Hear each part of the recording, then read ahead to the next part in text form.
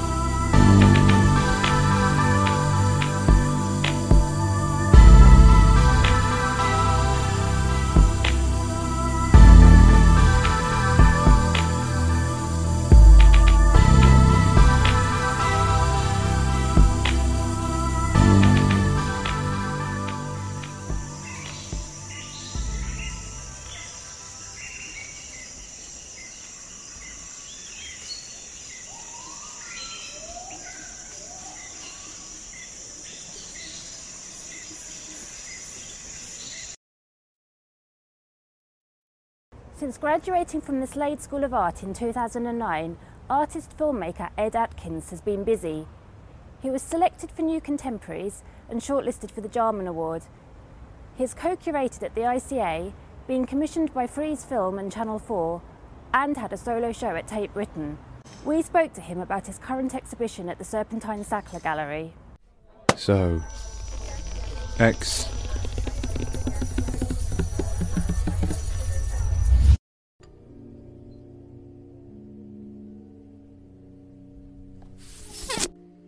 Tell us something about where the current exhibition at Serpentine Sackler Gallery came from.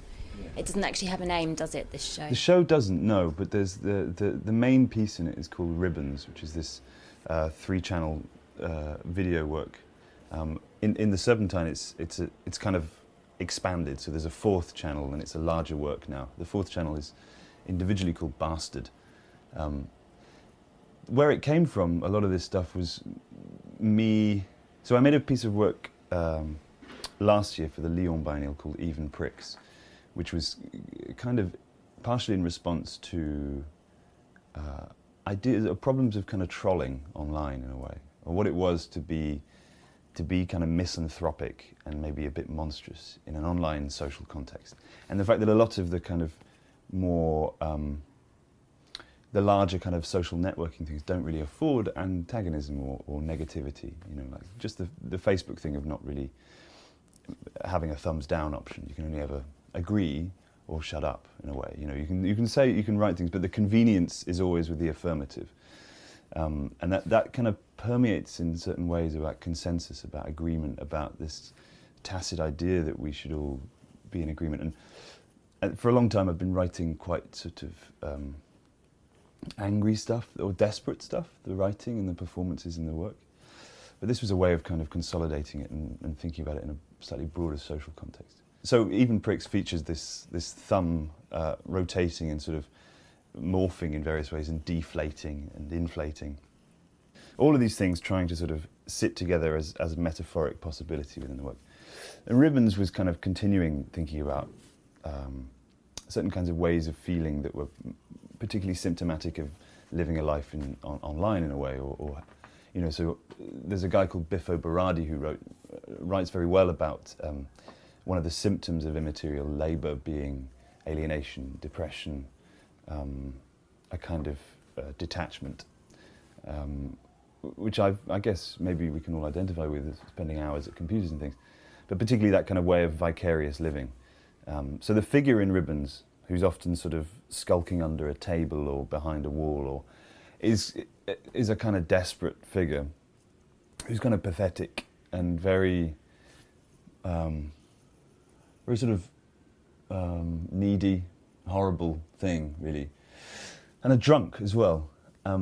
So I kind of, you know, this thing was a kind of a way to understand a lot of those things in that kind of online, in that way of just not really being allowed, being made monstrous by being antagonistic or being desperate. But it was also a piece that increasingly using a lot of this technology and using a lot of the imagery in that thing is a feeling that this is the imagery and the movement and the rhythm of a very particular moment in late capitalist aesthetics in a way. It's the aesthetics of capitalism.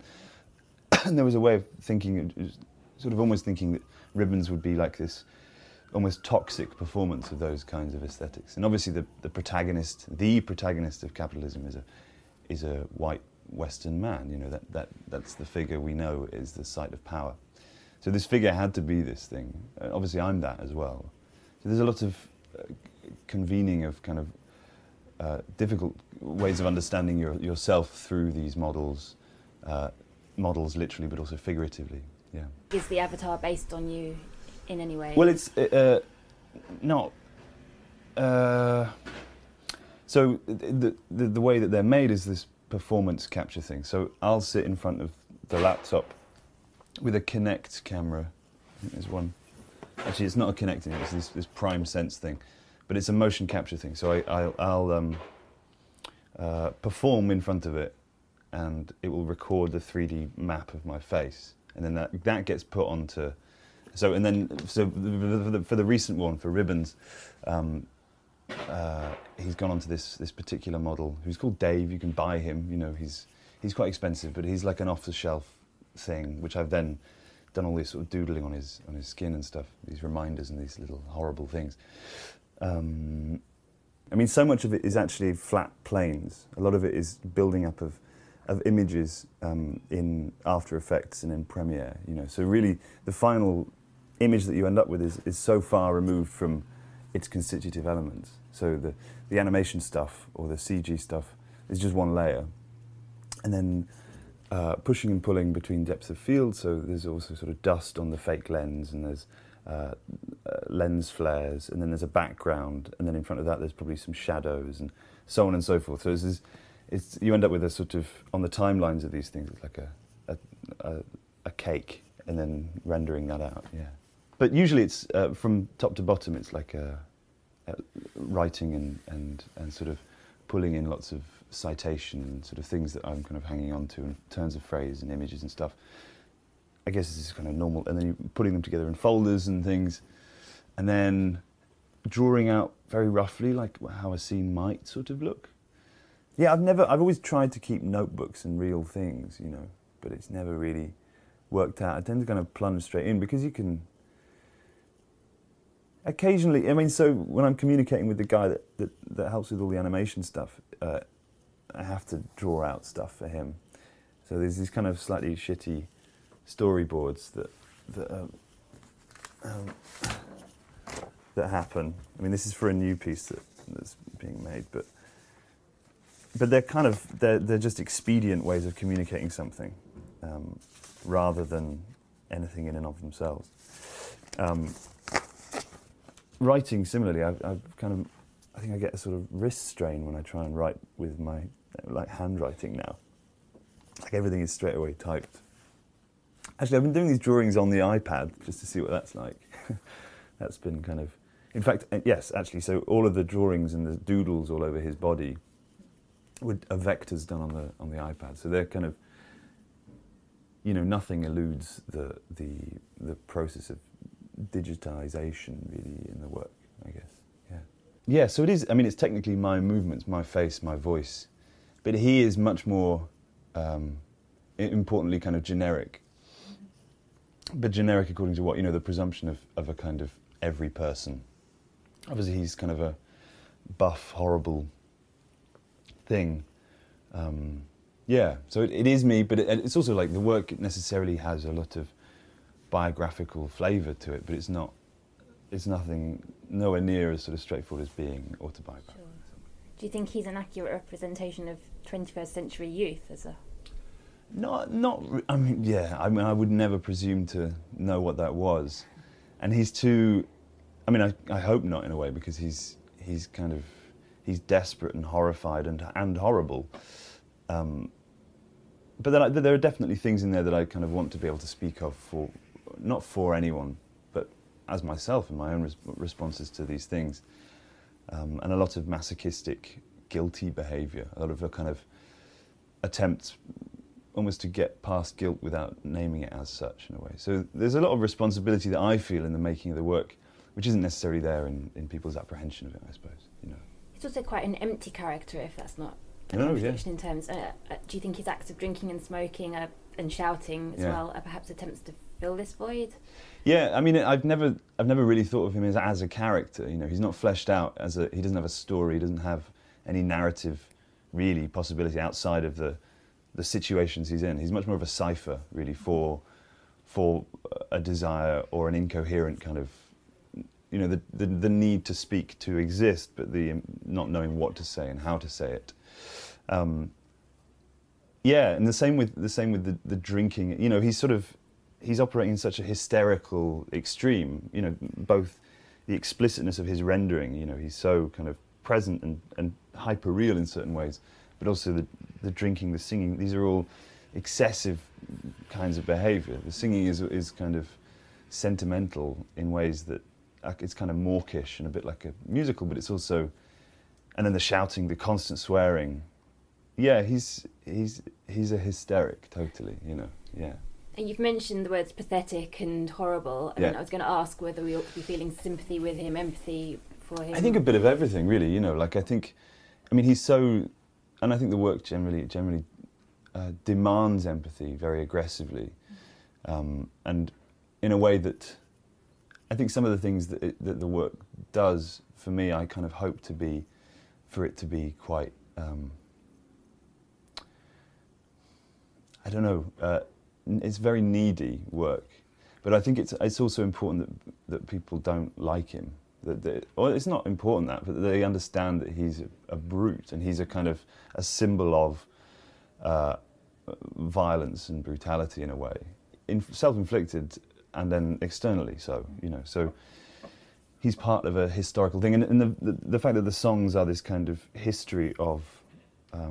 Sort of male wallowing in songs, like the Purcell round, which is a drinking song for men in a pub about women and madness and love, is part of the same lineage with the Randy Newman song about love and depression and melancholy, and even Erbarme dich, which is is this sort of strange plea of someone who's guilty, and guilty of what? I think the ambiguity of guilt and the locus of guilt in the work is important for me, to not be resolved, but to be performed in a way. So is it pathos or bathos or both? It's both, definitely. I mean, I think the bathetic thing, actually, it was only through talking with Mike Sperlinger, who wrote an essay in the book that accompanies the show about bathos in my writing, that stuff really started to appear as kind of one of the fundaments of the work. So even in the edit, in the rhythm,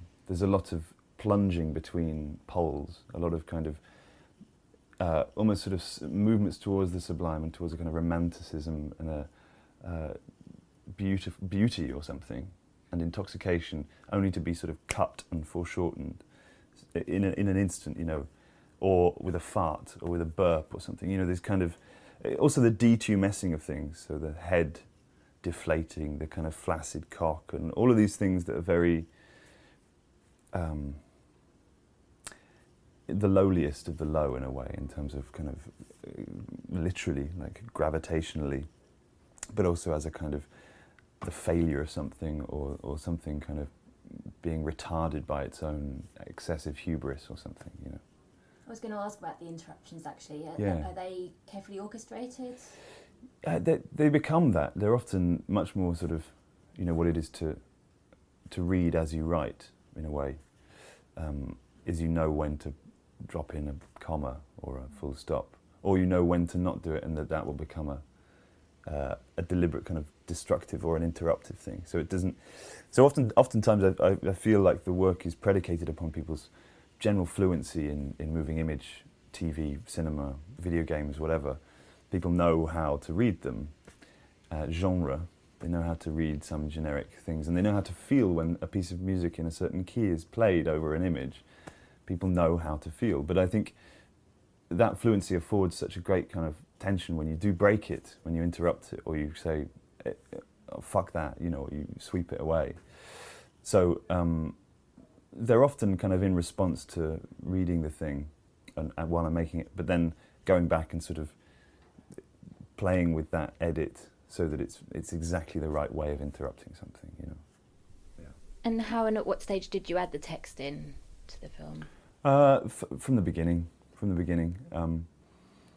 Yeah, I mean, there's a longer text that exists where all of the text is sort of sourced from. It's often it's a matter of just snipping it right down, and also often kind of decohering it at various points. It's like increasingly not really wanting anyone to finish being able to say anything, you know. So he's often sort of caught midway through. The protagonist in the video is often sort of caught midway through trying to explain something, or sort of delving too deep into some sort of theoretical lexicon, you know, some pathetic sort of rambling in a way. But then at the same time, he's often disappointed by that, so starts swearing at you or something, you know, or having another drink. Yeah, because for a long time I've been trying to sort of have text sit well within video, but not as a addendum in a way, in the same way that, you know, like, so subtitles are not really understood as part of the film, they're kind of added. But I always wanted text and language to be implicit.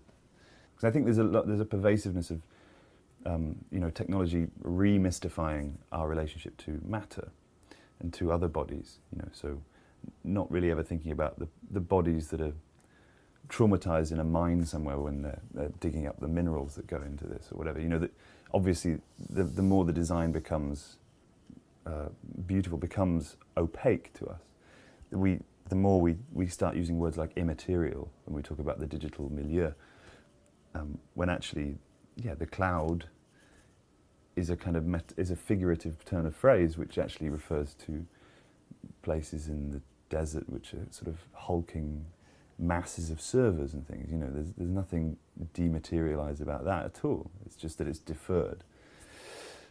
And the film has been described as part musical, part horror and part melodrama.